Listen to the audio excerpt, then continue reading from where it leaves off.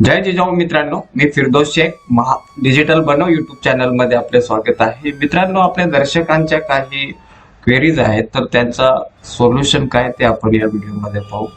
मित्रांनो, एक रिक्वेस्ट होती सगळ्या आपल्या दर्शकांना का अनेक जण म्हणजे कॉमेंट्स करतायत म्हणजे पुराव्या संदर्भात. तर या चॅनल वरती पब्लिकली म्हणजे काही गोष्टी ज्या आहेत त्या बोलू शकत नाही. तर सगळ्यांना रिक्वेस्ट आहे का तुम्ही माझा जो डिजिटल बनव युट्यूब चॅनल आहे त्याला जॉईन पण व्हा आणि दुसरी गोष्ट मेंबरशिप म्हणजे ते घ्या. म्हणजे नाममात्र शुल्क ठेवलेलं आहे.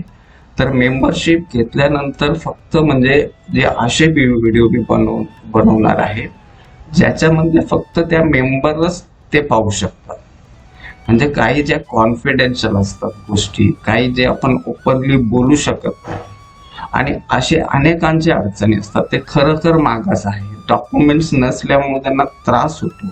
तर अशा वेळेस जे म्हणजे आपण कसे मिळवायचे, तर ते डॉक्युमेंटची जी आहे ती माहिती सविस्तर टाकल्या म्हणजे ओपनली बोलणं जरा थोडंसं कठीण होतं.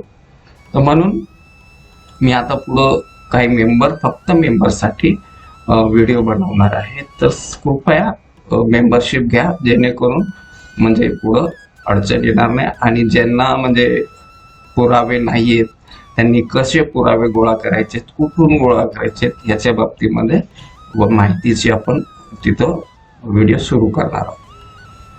आपले दर्शक कॉमेंट्स करतायत, सर माझे कास्ट सर्टिफिकेट हिंदू महार आहे, ते मला बुद्धिस्ट महार असे कन्वर्ट करता येईल का?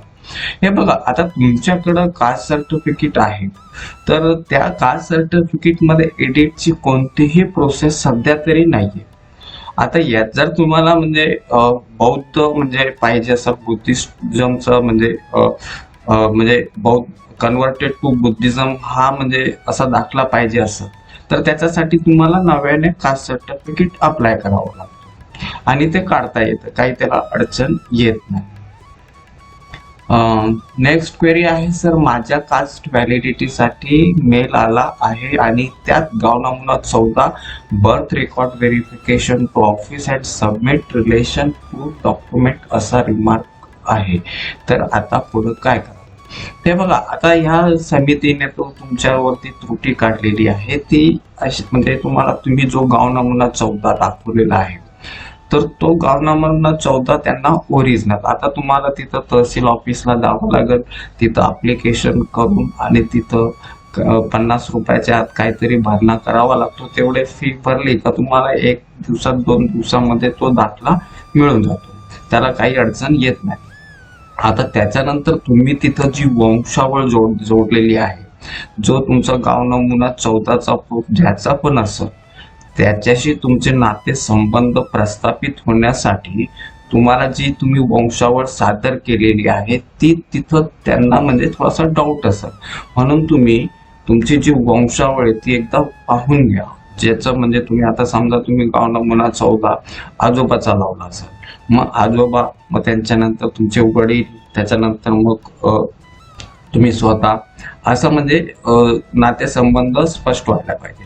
आणि नुसतं म्हणजे अशी शॉर्ट वंशावळ करून म्हणजे थांबू नका. आता जसा आजोबाचाच करणार असाल तर पंजोबाचं नाव लिहा, त्याच्यानंतर मग आजोबा, चुलत आजोबा, अशी म्हणजे वंशावळ सविस्तर विस्तृत करा.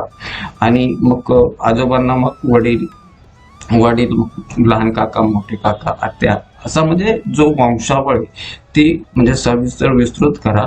आणि तुमचा जो नातेसंबंध आहे ज्याचा तुम्ही पुरावा सादर केलाय तो तुमचा तिथं जुळला पाहिजे. आता जुळण्यासाठी कधी कधी काय होतो का आपण जो पुरावा लावतो तो समजा आता आपला जो मूळ गाव आहे तिथला असतो, नंतर आपली जी फॅमिली ती स्थलांतरित होऊन ती दुसऱ्या ठिकाणी आलेली असते. तर मग अशा वेळेस जे आपला जो असे डॉक्युमेंट्स लावा का आपण त्या नेटिव्हचे आहे.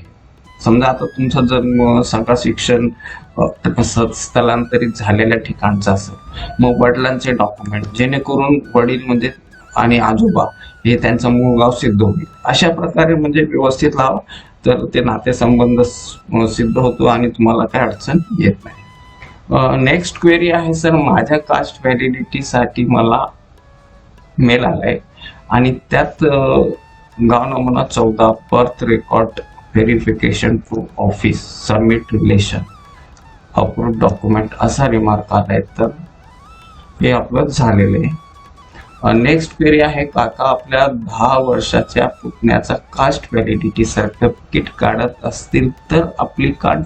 हे बघा, व्हॅलिडिटीसाठी आपण जी काही माहिती आहे ती जातीचा दाखला ज्याची व्हॅलिडिटी सिद्ध करायची त्याच्या अनुसारच आपल्याला म्हणजे माहिती द्यायची असते. आणि आतमध्ये ज्यावेळेस फॉर्म भरताना जिथं वडिलांची माहिती असेल तिथं वडिलांची भरायची, ग्रँडफादरची माहिती असेल तिथं ग्रँडफादर, म्हणजे तुमचा जो अप्लिकंट आहे ज्याला तुम्हाला ज्या जातीचा दाखल्याला तुम्हाला म्हणजे कास्ट व्हॅलिडिटी करून घ्यायची, तर त्या जातीच्या दाखल्यावरती जसं नाव असेल त्या अनुसारच तुम्हाला तिथं म्हणजे अप्लाय करायचंय.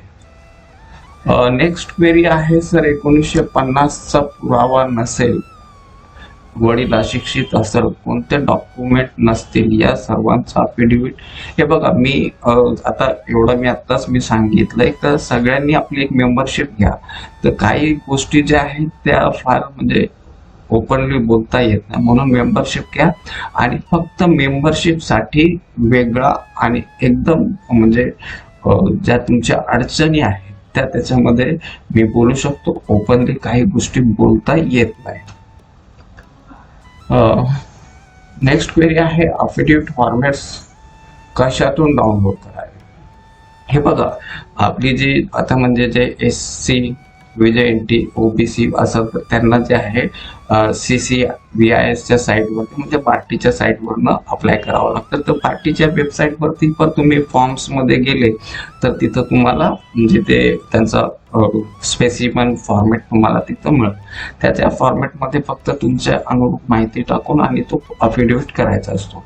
आणि जर तुम्ही म्हणजे ट्राईबचे असाल तर त्याच्यामध्ये TRTIच्या वेबसाईटवरती म्हणजे eTribe.online याच्यावरती गेले तरी त्याच्यावरती पण त्यांचे म्हणजे आहेत स्पेसिफिक फॉर्मॅट, ते तुम्ही वापरू शकता.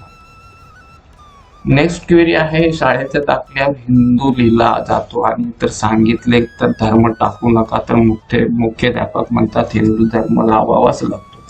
हे बघा, आता मुळातच ट्राईब हा यांना म्हणजे हे निसर्ग हे त्यांचा भगवान होता, ते कोणता धर्म मानत नव्हते.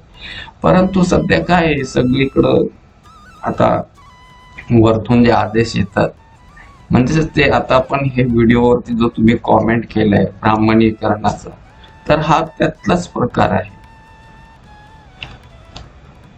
नेक्स्ट क्वेरी आहे sir, please clear my doubt in the from Maharashtra I belongs to कासरकाट OBC सब कास्ट वैलिडिटी का जो सर्टिफिकेट होता है वो नॉन क्रीमिलियर होता है या क्रीमिलियर और कितने दिन. जो सर्टिफिकेट होता है वो नॉन क्रीमिलियर होता है या क्रीमिलियर और कितने साल तक वैलिड होता है. नॉन क्रीमिलियर का सर्टिफिकेट को भी वैलिडिटी के लिए डालना जरूरी है क्या. ये देखो, तुमको अगर महाराष्ट्र के हो और महाराष्ट्र का तुम्हारे पास कास्ट सर्टिफिकेट है तो तुमको कास्ट मतलब यानी नॉन क्रीमिलियर लगेगा. अब नॉन क्रीमिलियर SC और ST छोड़ के अभी फिलहाल SC और ST छोड़ के VJ NT OBC SBC इनको लिए जो है नॉन क्रीमिलियर लगता है. और नॉन क्रीमिलियर जो है तुमको हर साल निकालना पड़ता है क्योंकि हर साल इनकम जो है वो बदलते रहती है और नॉन क्रीमिलियर के अंदर पिछले 3 साल की इनकम को पकड़ा जाता है. अभी ये साल तुमने नॉन क्रीमिलियर निकाला होगा तो अगले साल नहीं चलेगा, अगले साल के लिए तुमको नए से नॉन क्रीमिलियर निकालना पड़ता है. पुढचा क्वेश्चन आहे सर, SDM कास्ट देत नाही त्याची तक्रार कोणाच्याकडे करावी. TC नोंद विदर्भातील आहे. हे बघा, जर तुम्हाला SDM जो आहे कास्ट सर्टिफिकेट देण्यामध्ये काचकूच करत असेल तर त्याचं तुम्ही तुमची जी आता समिती आहे, आता तुमची कास्ट म्हणजे SC VJ NT OBC SBC असेल तर तुम्ही तुमचा जो संबंधित समाज कल्याण विभाग आहे जिल्ह्याचा, तिथं जायचं. तिथं त्यांना तुमचे डॉक्युमेंट्स दाखवायचे, माझ्याकडे असे असे डॉक्युमेंट्स आहेत आणि मला प्रांताधिकारी कास्ट सर्टिफिकेट येत नाही.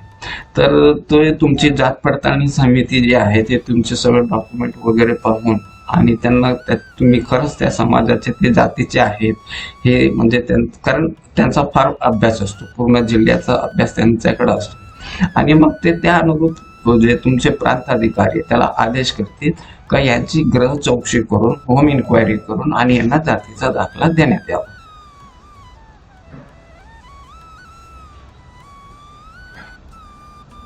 तो मित्रांनो, आजच्यासाठी आपण इथंच थांबूया. धन्यवाद. जय हिंद.